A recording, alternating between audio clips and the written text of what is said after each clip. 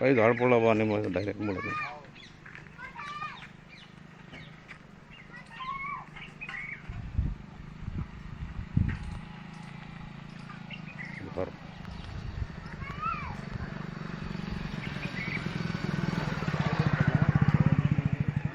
काल असा वादळी पाऊस झाल्यामुळे बघा एवढं निंबाचं झाड पडलं घरावरती बघा, आणि कोणतीही जीवितहानी नाही झाली. छोटंसं गाव आहे, झाड कोलमडलं डायरेक्ट मुळापासून कोलमडलं झाड आणि घर पडलं बघा. तरी आतमध्ये होते पण बचावले झाड आहेत.